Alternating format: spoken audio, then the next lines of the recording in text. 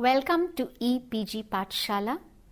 I am R. Indira, formerly Professor of Sociology at the University of Mysore and paper coordinator for the course Education and Society. My presentation is based on the module Education, Economy and Society in India between 1947 and 1991.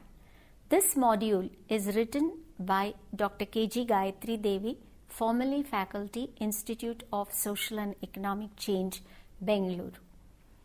The module basically tries to trace the history of education in the background of social, political and economic developments that took place in the country even before India became independent.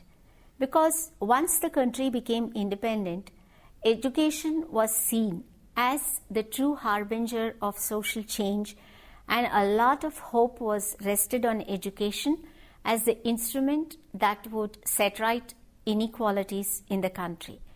The country inherited several problems in the wake of the partition, and poverty was the main problem. And given the fact that this is a country with diversities and people of different socio-economic backgrounds lived here, education was in fact seen as a tool that could set right these inequalities. So the module traces the growth of education at different levels and the factors that influenced this growth at different points of time.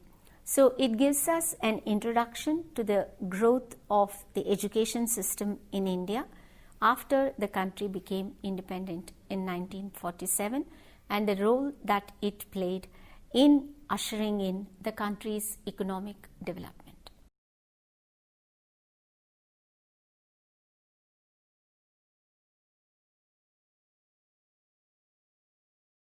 It is presupposed that the socio-economic conditions prevailing in a society tend to have a bearing on the nature and progress of the educational subsystem.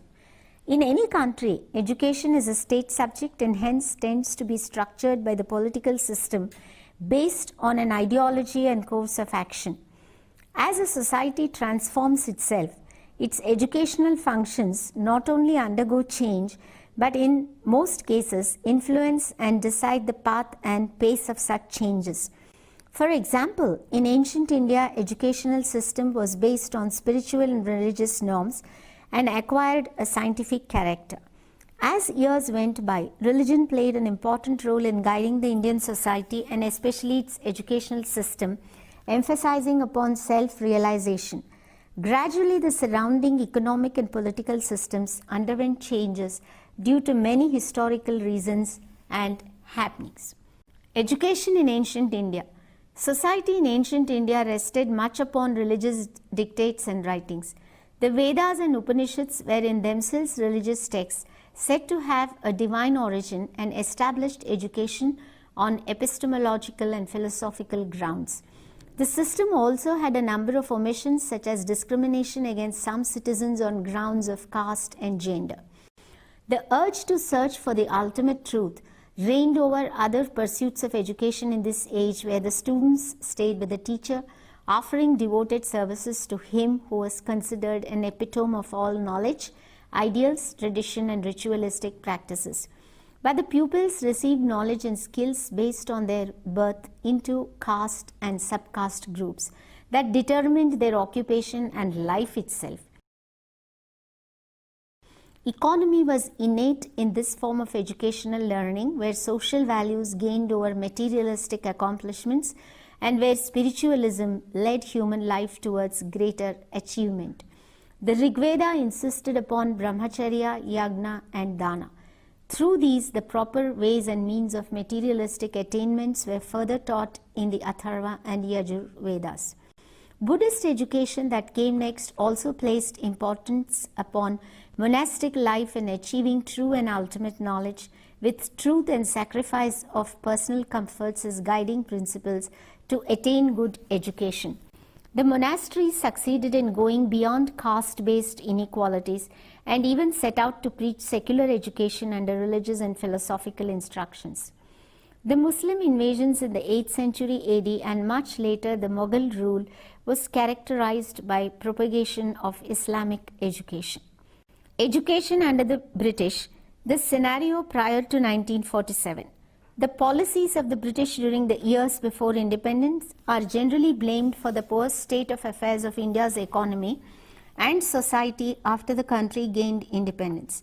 Having arrived in the late 17th century, the British, through their East India Company, took complete hold over the rural economy led by agriculture and allied occupations.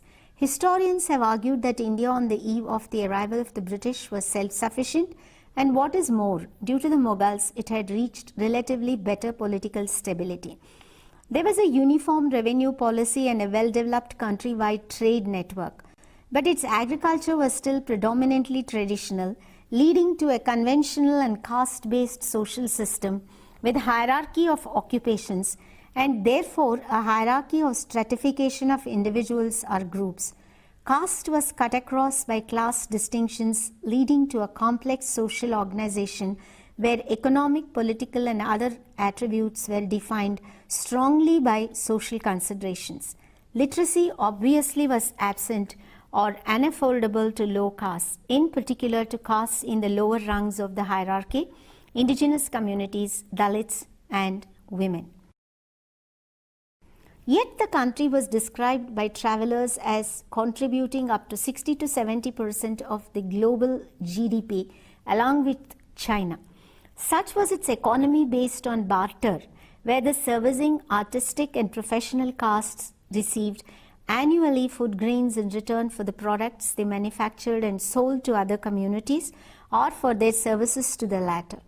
The administration was by the British, and they received a share of the agricultural produce as revenue produced by tenant cultivators for their zamindars under an economy that was predominantly subsistence agriculture, where primitive technology was used.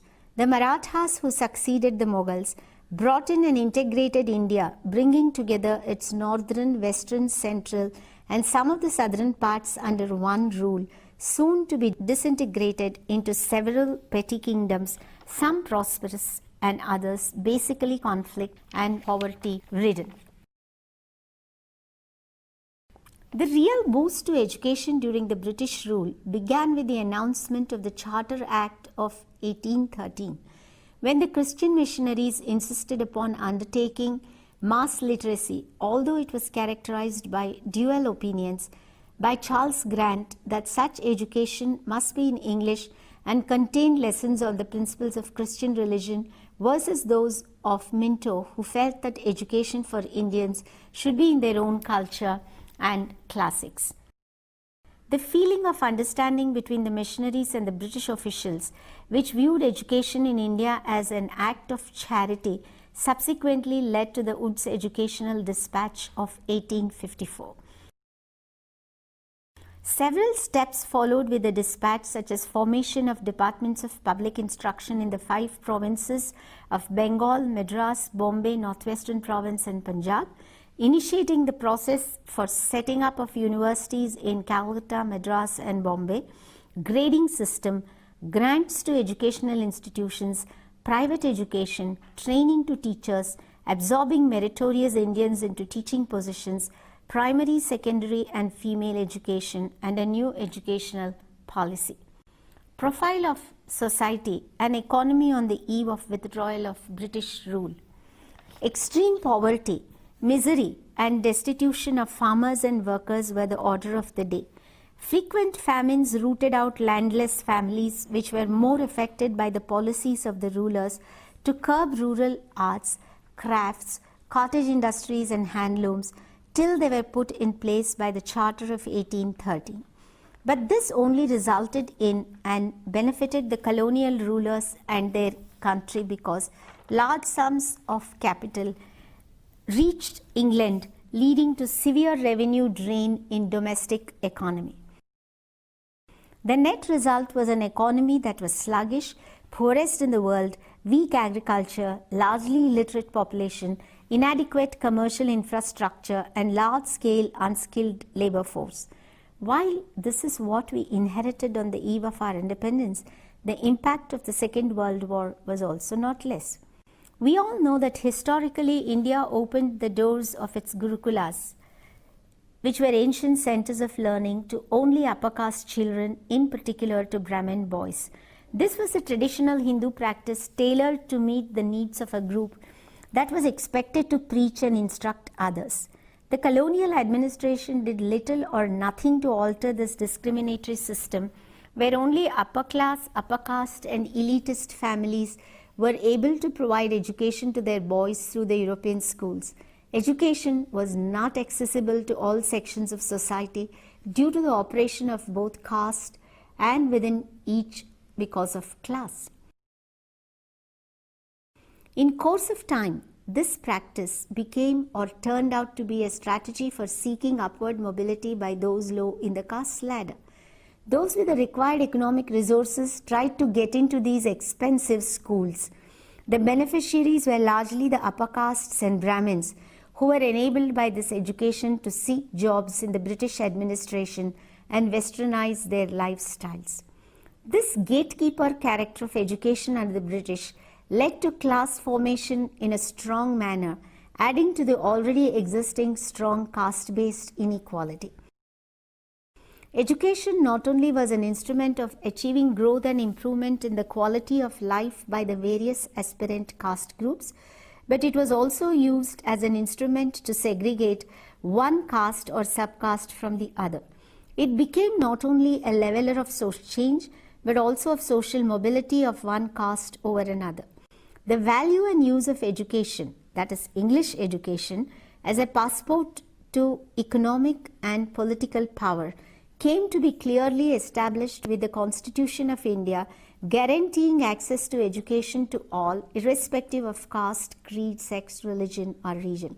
What is more, the depressed caste classes and Adivasis, as they were addressed in the pre-independence days, came to avail of reservation of seats in educational institutions on the basis of the quota system, or what is also known as the system of protective discrimination or positive discrimination. This happened largely during the mid-20th century. Efforts to popularize education after independence. India's socio-economic profile is deeply historical and unfolds from being an impoverished country to being the most competent global economy, standing as a model for many growing societies. It has a complex political and economic history, particularly preceding independence under the British Raj, that extended to a little more than 200 years, culminating in the country's independence in the year 1947. After becoming a sovereign democratic nation, it was confronted by several problems, prominent being its mass illiteracy, poverty, compounded both and resulted from not only class inequalities, but from traditional caste-based social inequality, which arose due to the hierarchy of occupations, grouping individuals based on their birth into specific caste groups. Hence, the planners set out to establish a socialistic pattern of society through economic growth focused upon achieving self-reliance, justice for all, and eradication of the most pressing of its problems, that is poverty. The challenge was to accomplish these under a clear democratic framework of political system in a society that was extremely heterogeneous in terms of religion, caste, region, language, and culture, just to mention a few. When India stood at the threshold of attaining its independence from colonial rule, it was faced with a multitude of challenges. It adopted a 5-year development plan almost influenced by Soviet Russia and set out to improve infrastructure, agricultural production, healthcare, and education. The planning process came under the latter's influence and tended to be protective of its citizens and believed in a centralized planning process. At the end of the colonial rule, India was still one of the poorest in the world and grouped one among the third world countries or known as an underdeveloped country. Its poor economy was also characterized by mass illiteracy and a migrant rural population that was largely unskilled and impoverished. Nearly 93% of its population lived in villages. It was industrialization and growing trade and markets that initiated a slow process of urban expansion and development of towns and cities.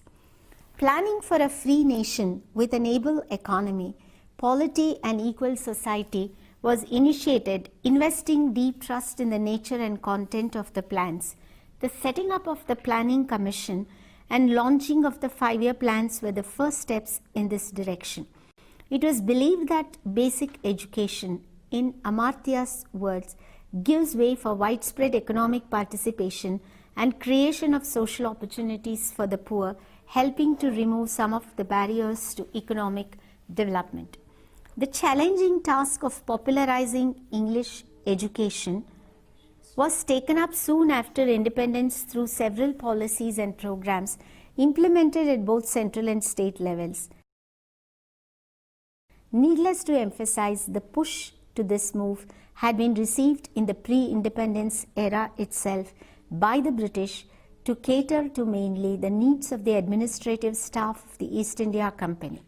This step rather succeeded in laying the foundation for formal education in India. What is more, many in the country began to look forward to access better opportunities for employment using this new education as a passport. The economy of India has grown steadily in the last 70 years, enabling the country to emerge as the 7th largest in nominal GDP and 3rd largest in its purchasing power parity. There are many accomplishments on the economic side of the country's development. New industrialized country, one of the G20 major economies, a member of the BRICS, and a developing economy, to name a few. It is the fastest growing economy of the world from mid-2014, thereby replacing China. This and many other accomplishments of the nation are attributed to its service sector in a major way, as it has contributed to an annual growth rate of above 9% from 2001 and achieving 57% GDP in 2012-2013. The credit for this goes in a substantial manner to its educated population, especially and notably to its English educated population. The country is able to offer BPO services, produce and export IT products and IT enabled services. Primary and middle school education. Present system of education was introduced by the British in India in the 19th century. It was recommended by Lord Macaulay and was Western in style and content. After independence, education became the responsibility of the states and the central government. It was in 1964 that the Education Commission was set up with 16 members, of whom 5 were of foreign origin. As per the recommendations of this commission, a constitutional amendment was brought in for making education the responsibility of both the state and central governments. Indian economy suffered severely during the early 1990s due to growing inflation, unemployment, poverty and low foreign exchange reserve. Debts from the International Monetary Fund and the World Bank were raising, and the country took steps towards liberalization and privatization that helped to reform the Indian economy. These reforms affected tariff levels, exchange rate policies, industrial licensing policy, besides relaxing India's foreign direct investment. This resulted in 3 major changes in the country's overall growth: increased foreign direct investment, increased knowledge base, particularly in information technology, and heightened domestic consumption due to a growing middle class. The most outstanding outcome of the above change is noticeable in the expanding opportunities for knowledge seeking through education. The growth of the information technology industry is supported by a good and efficient education system from primary to higher education, creating a highly talented technical workforce. India has picked up most of the outsourcing from Western countries, and several of its talented young men and women are diaspora now residing in these countries as IT professionals. Needless to emphasize, at the base of all this development and expansion is its strong and highly dedicated educational services. In a bid to popularize education, that is primary education, and to enable it to reach all the children irrespective of their rural, tribal or urban residence, the government has taken several significant steps or measures right from the time the Constitution came into being in 1950. The first 5-year plan embarked upon promoting primary education and to revamp the existing structure of such education. The Planning Commission also supported the cause by encouraging teachers' training to see an improvement in their teaching standards. The Committee of Members of Parliament on Education brought out 2 important educational policies at the national level in 1968 and in 1986, keeping the directive principles of state policy and Article 45 of the Constitution that envisaged free and compulsory education for all children up to the age of 14 years. This led to improvements in the educational scenario with the establishment of more numbers of such schools and rise in the students' intake in these schools. This referred to the number of students from vulnerable categories of society such as the scheduled castes and the scheduled tribes, minorities and women.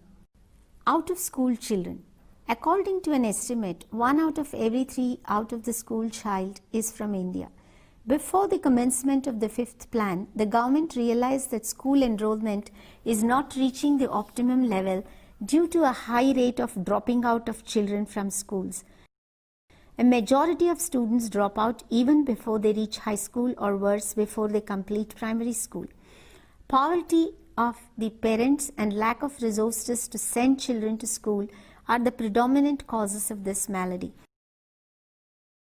Several measures were undertaken to address this situation, such as providing free textbooks, scholarships to deserving students, noon meal program, enrollment of girls, adult education, to motivate parents to keep their wards in schools, and increasing the ratio of women teachers in the schools with a high rate of girls students. Constraint to education, caste, class, and gender. Caste-based discrimination.